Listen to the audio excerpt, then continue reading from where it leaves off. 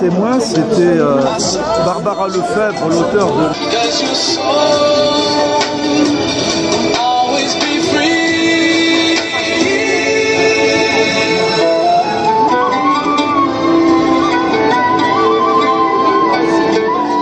D'abord, vous remercier tous très chaleureusement pour votre présence, dire que je suis vraiment extrêmement déçu du fait que vous ne puissiez pas assister à cette audience, qu'on a raison de faire campagne sur le plan international contre Teva, parce que Teva n'est pas simplement une entreprise israélienne.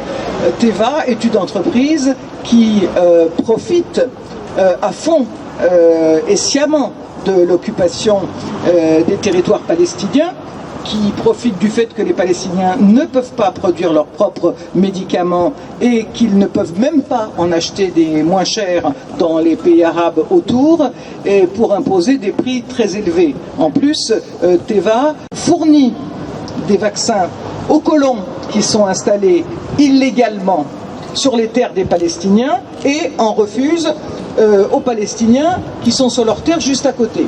C'est vrai pour les vaccins infantiles, là en ce moment par exemple pour le vaccin anti-Covid. Sur la bande de Gaza, je ne vous raconte pas, vous connaissez la situation, et Teva n'a jamais élevé la moindre protestation contre le fait que 2 millions d'hommes, de femmes et d'enfants sont privés régulièrement de médicaments et de soins. Grâce à ce procès, et bien maintenant, des centaines de milliers de personnes, pour pas dire des millions de personnes dans le monde, qui n'étaient pas forcément au courant que cette entreprise était aussi corrompue, malhonnête et aussi impliquée dans l'occupation et la colonisation. Maintenant, les gens, s'ils ne le savaient pas, ils le sauront, et il faut continuer à le faire savoir. Nous avons raison de continuer à répondre à l'appel des Palestiniens, l'appel BDS, boycott des investissements, sanctions, parce que c'est un moyen intelligent et efficace de lutter contre la barbarie. La barbarie, c'est tout ce qu'on a dit, hein. C'est les murs, les enfants torturés, les bombardements de populations civiles, les emprisonnements massifs, les maisons démolies, etc. Et donc, non seulement nous défendons les droits légitimes du peuple palestinien, mais nous défendons aussi nos droits à une société qui soit une société humaine, non barbare, et c'est très important parce qu'il ne faudra pas venir se plaindre ensuite si on ne bouge pas à partir du moment où tous les soirs, je ne sais pas si vous avez vu au JT, on nous présente, il y a toujours un épisode, et Israël, formidable, la vaccination, regardez, le passeport vaccinal, etc. Et qu'est-ce qui dit qu'il refuse de donner des vaccins aux Palestiniens, hein? Je veux dire, c'est l'apartheid médical. Et Teva, une fois de plus, n'y est pas pour rien. Nous continuons et nous tous, nous ne lâcherons rien. Nous continuons ce combat parce que c'est le seul moyen pacifique à notre disposition pour porter assistance à un peuple en danger. Celui qui en connaît un autre, il vient nous le dire, parce que nous on a tout essayé, les pétitions, les rassemblements, les occupations, etc. Et la société palestinienne aussi, elle a tout essayé.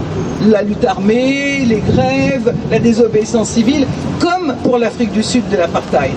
Et donc, voilà, je pense que c'est important que on se mobilise de plus en plus nombreux, et d'une certaine manière, on peut dire que on a gagné déjà une grande victoire à la CEDH.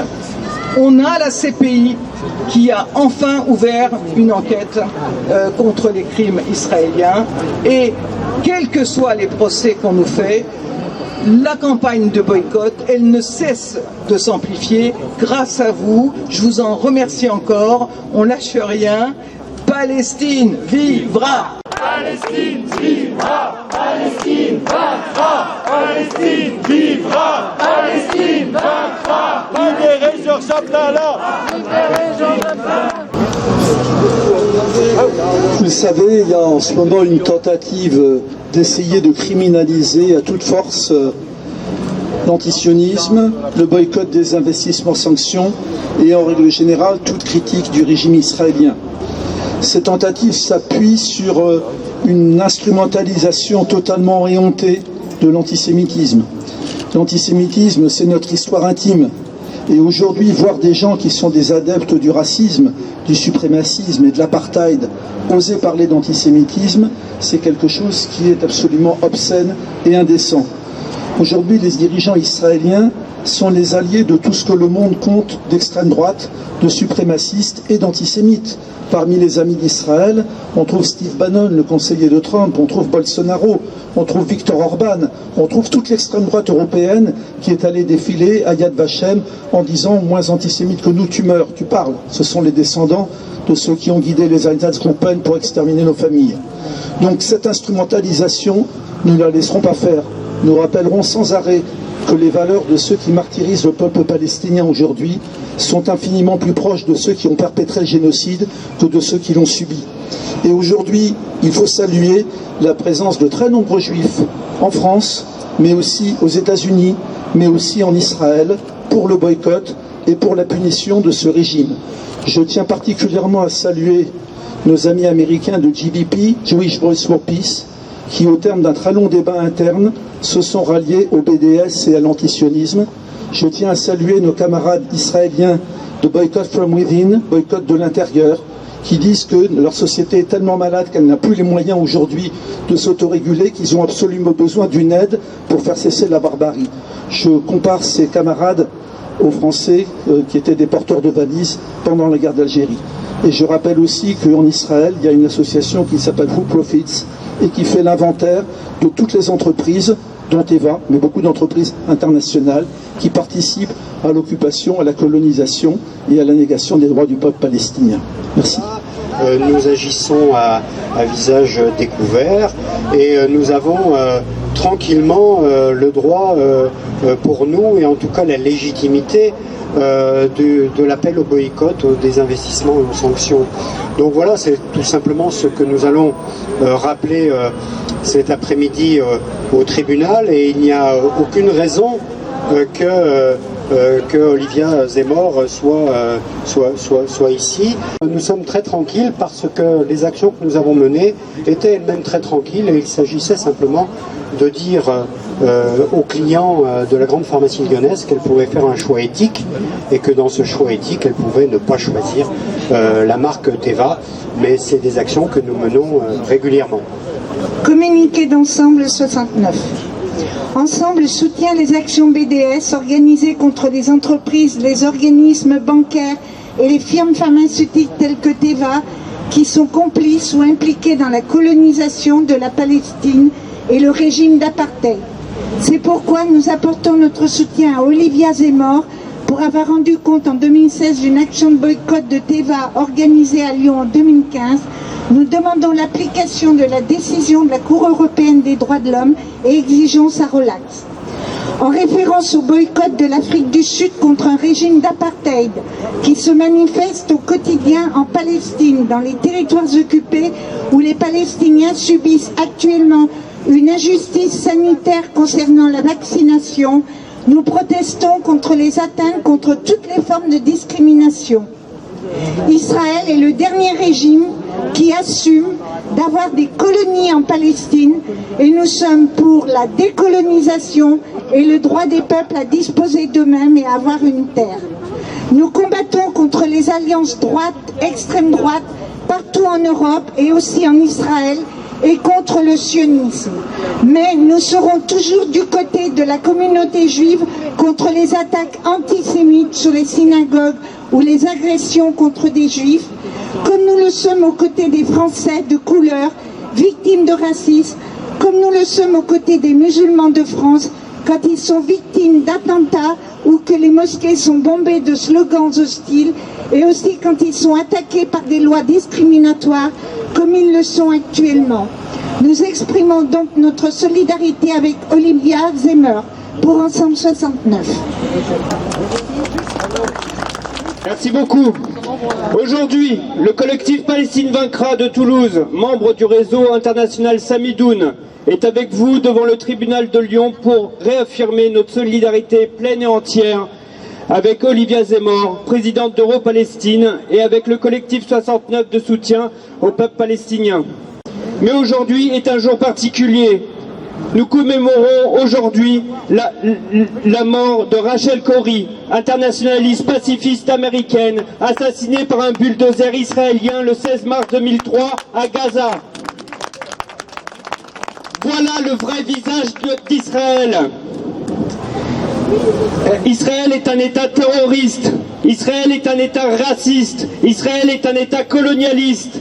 Israël est un État d'apartheid, un État qui réprime et emprisonne massivement le peuple palestinien et sa résistance, mais aussi le mouvement de solidarité avec la Palestine dans le monde. Solidaire avec la campagne BDS Montpellier, qui est la cible d'un harcèlement politico-judiciaire, tout comme avec l'UGFP à Bordeaux, attaqué par des organisations sionistes. Aujourd'hui, nous sommes aux côtés d'Olivia Zemmour, car à travers elle, c'est l'ensemble du mouvement de solidarité avec la Palestine qui est attaqué. À ses côtés, nous réaffirmons que non seulement le boycott d'Israël est légal, mais il est légitime. C'est un devoir politique et moral pour tous les militants et militantes anticolonialistes et antiracistes. Alors boycottons Teva, boycottons Israël, de la mer au Jourdain, Palestine vivra, Palestine vaincra. Merci. Merci. Donc je m'exprime au nom du Bureau national de l'association France-Palestine Solidarité. L'AFPS, qui a toujours défendu le droit d'appeler au boycott des produits israéliens dès lors qu'il est motivé par les multiples violations du droit par l'État d'Israël, lui apporte son soutien et demande sa relaxe. Elle assure de toute sa solidarité le collectif 69 de soutien au peuple palestinien qui avait organisé l'action de 2015 et se trouve ainsi indirectement attaqué.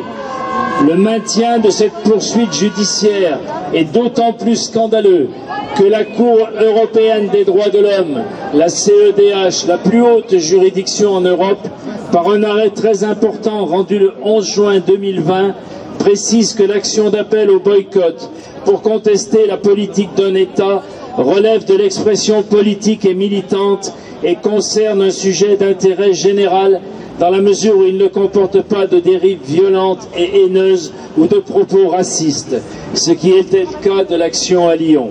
Nous comptons sur les juges de ce tribunal pour respecter totalement l'esprit et la lettre de l'arrêt de la CEDH. Plus que jamais, l'association France-Palestine Solidarité est engagée dans le soutien à la cause du peuple palestinien. Ce soutien passe par l'appel au respect du droit international et par l'exigence de la condamnation des crimes de l'État d'Israël, en particulier celui d'apartheid. La FPS est résolue à poursuivre et amplifier l'ensemble de ses campagnes en utilisant largement l'appel au boycott de produits israéliens en tant que moyen d'expression de la mobilisation citoyenne pour imposer le respect du droit. Bravo, bravo.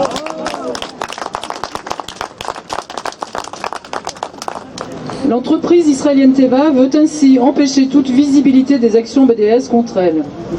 La campagne BDS France tient à rappeler qu'il est parfaitement légitime et légal de pratiquer le boycott en France, comme l'a rappelé l'arrêt de la Cour européenne des droits de l'homme, la CEDH, en juin dernier, donc en 2020.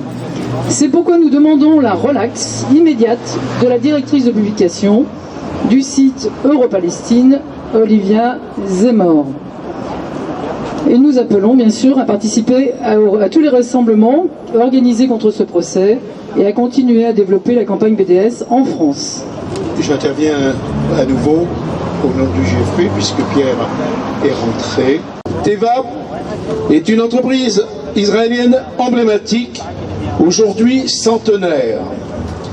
Elle fait partie intégrante du projet sioniste puisqu'elle est créée en Palestine à l'époque turque en 1901.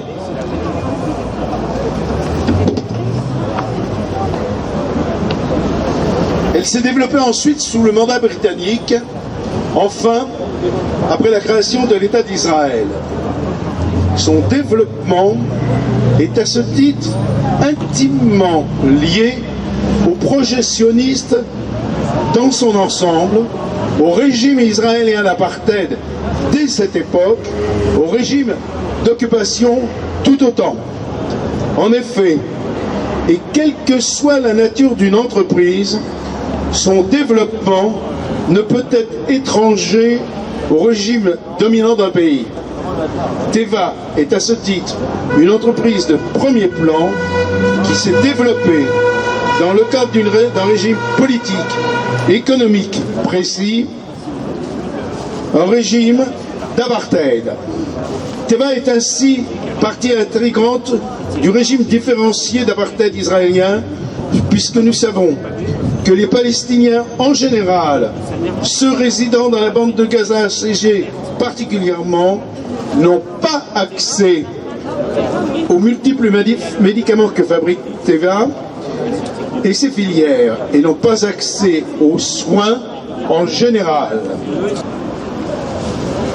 Prononcer alors le terme d'apartheid, qui est partie intégrante du droit international, signifie que nous avons toutes et tous conscience que nous nous référons à la qualification juridique de ce terme, c'est-à-dire que l'apartheid est un crime contre l'humanité.